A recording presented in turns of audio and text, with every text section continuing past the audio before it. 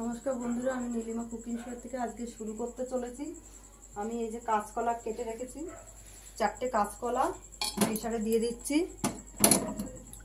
4টে কাঁচকলা দিয়ে দিলাম, আর এই দিয়ে দিচ্ছি 2টো আলু, আর দিয়ে দিচ্ছি জল।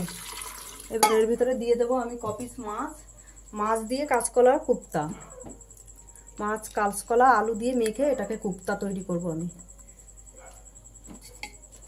আমি এখন প্রেসারে বসিয়ে দিলাম। প্রেসার থেকে সিটি মেরে তারপরে আমি সেটাকে বেছে আমি ভালো করে ওটাকে পুর তৈরি করব, করে তারপর কলার সঙ্গে মেখে আলু কলা দিয়ে মেখে কুপ্তা ভেজে তারপর আমি তরকারি করব। কিভাবে করছি আপনারা দেখতে থাকুন। বন্ধুরা, আমার সেদ্ধ হয়ে গেছে, এই যে দেখুন। এবার আমি এটাকে ঢেলে জল ঝরিয়ে মাছটাকে বেছে নেব, কলাটাকে আলাদা করে নেব। আলুটা আর কলাটা একসঙ্গে মাখবো, আর মাছটাকে আগে আমি পুর তৈরি করে নেব, তারপরে একসঙ্গে মাখবো। আপনারা দেখতে থাকুন।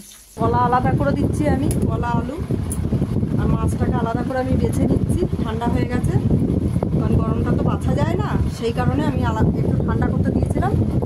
ঠান্ডা হয়ে গেছে, মাছটা আলাদা করে বেছে নেব।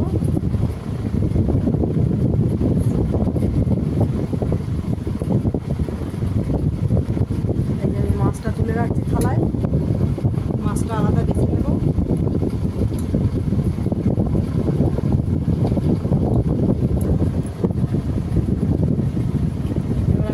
বেছে নেব মাছটাকে, বেছে পুর করে নেব, তারপর আমি কলা আলুর সঙ্গে মেখে নেব। কীভাবে মাখবো আপনারা দেখতে থাকুন। বন্ধুরা, আমি এবার এই গ্যাস ধরিয়ে দিলাম। এই দেখুন, এই যে মাছ বেছে রেখেছি যাতে কাটা নেই, একদম কাটা পরিষ্কার করে, নাহলে কাটা থাকলে মুখে লেগে যাবে। আর ওটাকে মাখতে হবে, তো তার জন্য একদম পরিষ্কার ফ্রেশ করে বেছে নিয়েছি। এবার কড়াইটা ধরিয়ে দিয়েছি, এবার তেল দিয়ে দেবো। একটু পেঁয়াজ, আদা রসুন আদা দেবো না, রসুন দিয়ে পেঁয়াজ দিয়ে একটু মাছটাকে নেড়ে নেব।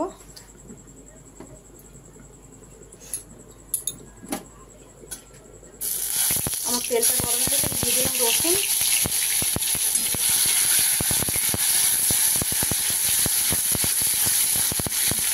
বাটাটা। এবার দিয়ে দিলাম আমি পেঁয়াজ বাটাটা। এটা একটু ভাজা হবে, মাছটা দিয়ে দেবো এর মধ্যে। সামান্য একটু নুন দিয়ে দিচ্ছি, সামান্য একটু হলুদ দিয়ে দিচ্ছি মাছে।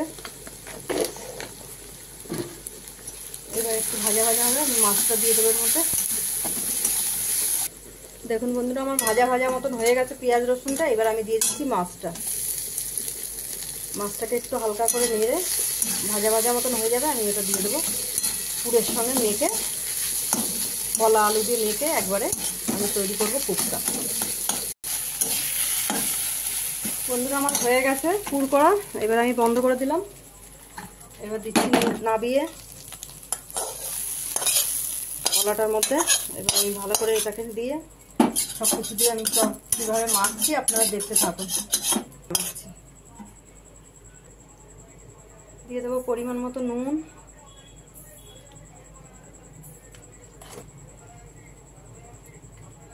দেবো একটু লঙ্কার গুঁড়ো দিয়ে দেবো মাখার জন্য,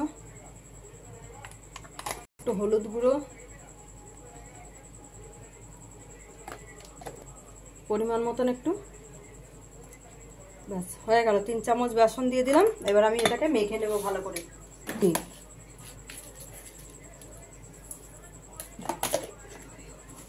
এবার আমি এটাকে ভালো করে মেখে নেব। যদি বেশি টাইট হয়ে যায় একটু জল। বন্ধুরা, আমার মাখা হয়ে গেছে, দেখুন এই যে কি সুন্দর করে মেখে রেখেছি। এবার আমি বসিয়ে দিচ্ছি কড়াইটাকে বসিয়ে এবার আমি কোপ্তা করে ভাজবো। দেখতে থাকুন আপনারা কেমনি করে আমি বানাচ্ছি। এই বড়ার মতন করে ওইটাকে কুপ্তাই বলে, ওটা আমি ভাজবো। ভেজে তারপর আমি কিভাবে তরকারি বানাচ্ছি আপনারা দেখতে থাকুন। দেখুন বন্ধুরা, আমার তেল গরম হয়ে গেছে। এবার আমি দিয়ে দিচ্ছি এক এক করে ভাজা। এই যে আমি বানিয়ে দেখুন রেডি করছি, এরকমভাবে ভাজবো। এমনি বানিয়েছি দেখুন। দেখুন বন্ধুরা, আমার বড়া ভাজা হয়ে গেছে। এবার আমি তুলে দিচ্ছি, যেটাকে কোপ্তা বলা হয়। ভাজা হয়ে গেছে, আমি এবার তুলে ফেলছি। এক এক করে আবার বসাবো। বন্ধুরা, আমার তেল গরম হয়ে গেছে, দিয়ে দিলাম তেজপাতা, দিয়ে দিচ্ছি গোটা জিরা,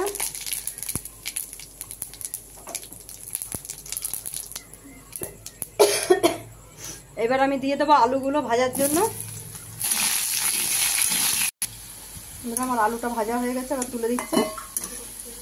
দিয়ে দিলাম বন্ধুরা টমেটোগুলো দিয়ে দিলাম প্রথমে। এবার দিয়ে দিলাম আদা পেঁয়াজ দিয়ে এবার আমি কষবো। দিচ্ছি ধনে জিরে 2 চামচ, এই 3 চামচ দিয়ে দিলাম আমি। 2 চামচ লঙ্কার গুঁড়ো দিয়ে দিলাম। এবার দিয়ে দেবো পরিমাণ মতন হলুদ গুঁড়ো, করে একটু মিষ্টি,